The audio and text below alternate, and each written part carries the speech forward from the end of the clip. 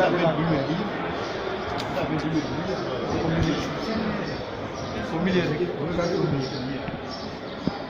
il faut retenir que il y a un an déjà, j'étais à Dakar discuter du franc CFA et de ses problèmes. Et ces deux auteurs, des journalistes et des chercheurs à Dakar, m'ont montré qu'il y avait une cellule de veille et que la question du CFA, nous ne lâcherons rien là-dessus.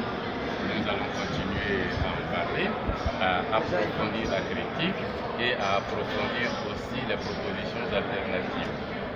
Parce qu'il est établi clairement aujourd'hui, et dans l'ouvrage c'est bien dit, que le CFA en fait est une grosse escroquerie morale. Il reste maintenant à faire en sorte qu'à défaut de convaincre les chefs d'État des pays de la zone franc à s'engager dans une sortie de ce système, à être pédagogique, à parler aux populations, à parler aux commerçants, à parler aux opérateurs économiques, à parler aux agents économiques de ces pays pour que cette opinion se soulève. Mais il s'agit aussi de parler à l'opinion européenne, à l'opinion française, que les populations françaises comprennent bien que les dirigeants français de l'après-seconde guerre mondiale ont mis en place un système monétaire dans les pays africains du franc CFA pour exploiter, pomper, pour voler le travail de ces populations et qu'avec ce système-là, ces pays africains de la zone franc ne pourront jamais se développer. Dans le même temps, certains chefs d'État comme le président de Côte d'Ivoire, Alassane Ouattara, disait un jour dans un entretien que le CFA c'est une bonne monnaie, c'est une monnaie qui est adaptée aux économies africaines. Oui, il a été gouverneur de la Banque centrale. Le CFA a ses défenseurs, mais leurs arguments ne tiennent pas du tout par rapport aux nôtres. La question, c'est que ce sont eux qui décident. C'est pour cela que maintenant, notre plaidoyer ne s'arrête plus aux officiels du gouvernement. Nous continuons à leur expliquer, parce qu'ils ne peuvent plus dire qu'ils ne sont pas au courant, mais notre plaidoyer va en direction des populations africaines et des populations européennes, surtout les populations françaises. Est-ce que vous savez que votre gouvernement, au quotidien, fait payer des impôts à ces populations qui sont en Afrique, même si on vous dit en permanence que c'est l'aide que vos pays donnent à ces pays, le système du franc CFA appauvrit ces pays.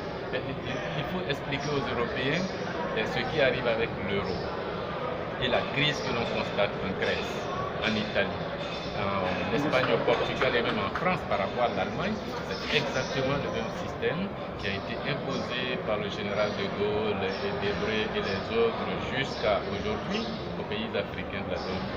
Vous mettez ensemble des pays qui ont des systèmes productifs différents, avec un qui a un système productif compétitif de haut niveau, des produits de haut de gamme, et à côté d'autres qui ont des systèmes archaïques de production, des niveaux de compétitivité faibles, des niveaux de rendement faibles. Vous les mettez ensemble dans un système monétaire et vous placez entre eux un taux de change fixe. Le résultat, c'est que ceux qui sont les plus compétitifs, les plus productifs, vont pomper la richesse de ceux qui sont les plus pauvres. Et au sein de l'Union européenne, ça se voit.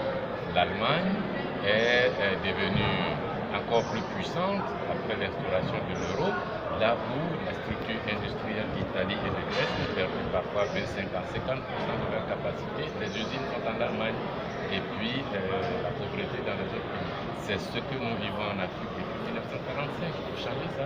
Alors, monsieur le ministre, est-ce qu'à l'époque, quand la Guinée a subi la répression de la France, est-ce qu'aujourd'hui encore la France a cette force de répression si un État se décider à quitter tout seul la zone francophone?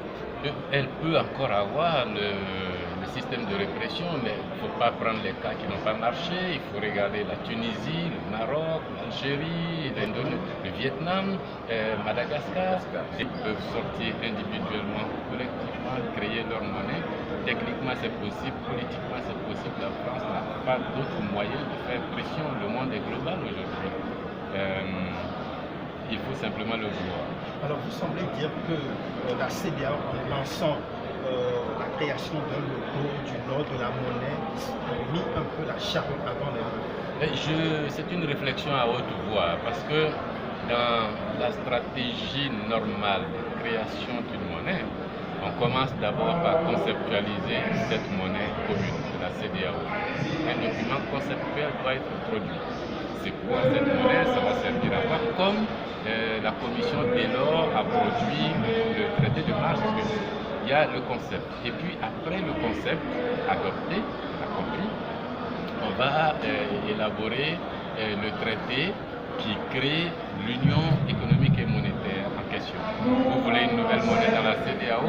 C'est une union économique et monétaire qui va créer cette monnaie. Comment s'appelle cette union? Comment est-ce qu'elle sera structurée? Où est-ce qu'elle va s'installer? Quels sont ses... Enfin, on fait un traité. Et les chefs d'État adoptent ce traité et les peuples vont ratifier ce traité. On est informé que quelque chose va se passer. Et puis, la troisième étape, c'est de rédiger les statuts de la banque centrale qui va créer cette monnaie CEDEAO. La banque centrale, elle va se situer où? Les réserves d'échange vont se gérer comment? La parité entre la monnaie qui va être CEDEAO et les monnaies actuelles va se fixer comment? Est-ce qu'un Dalasi sera égal à un Escudo, sera égal à un CFA dans la nouvelle monnaie? Ou est-ce qu'on fait des proportions comme les Européens ont fait les proportions? Comment l'actionnariat va se présenter? Est-ce qu'on fait comme dans l'UMOA actuel où tous les pays ont le même niveau? Ou bien alors est-ce qu'on fait comme avec les Européens où l'Allemagne a un actionnariat, a un nombre d'actions plus élevé que la Grèce, l'Italie et les autres? Mais toutes ces questions doivent être discutées dans d'abord un statut de la Banque centrale avec les problèmes de change, les problèmes de réserve. Et puis une fois c'est fini, que ce traité, ce statut est adopté et ratifié, alors seulement on lance l'idée. Voilà, nos États ont décidé d'aller à la monnaie unique avec une banque centrale, et la banque centrale vous demande comment est-ce que cette monnaie va s'appeler. Est-ce qu'elle va s'appeler le Sika? Est-ce qu'elle va s'appeler le Wari? Est-ce qu'elle va s'appeler le Kori? Et puis comment ça va se dessiner les billets, les pièces? Est-ce qu'il nous faut des billets de 100 000, des billets de 10 000, des billets de 500? Où est-ce qu'on ira fabriquer ces billets? Est-ce qu'on les fait à Guédiawaye ou est-ce qu'on les fait en Chine? Est-ce qu'on les fait à Abidjan? Mais quel est l'imprimeur qui va faire? Alors on commence à réfléchir à ces questions, qui sont des questions finales.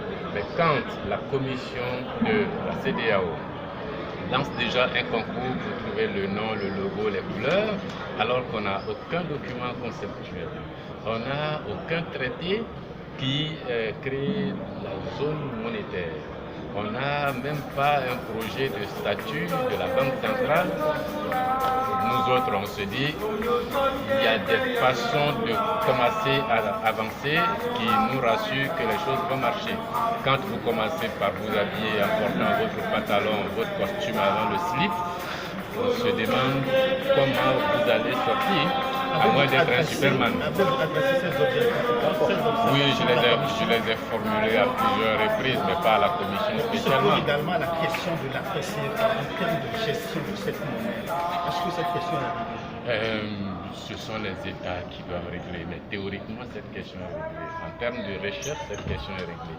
L'ouvrage dont on vient de parler trace les voies qui sont connues. Vous voulez sortir du CFA, on sait comment il faut le faire. Qu'est-ce que vous faites en sortant, on sait comment il faut le faire. Mais enfin, il ne faut pas que les Africains s'amusent. Le Ghana à côté fait comment?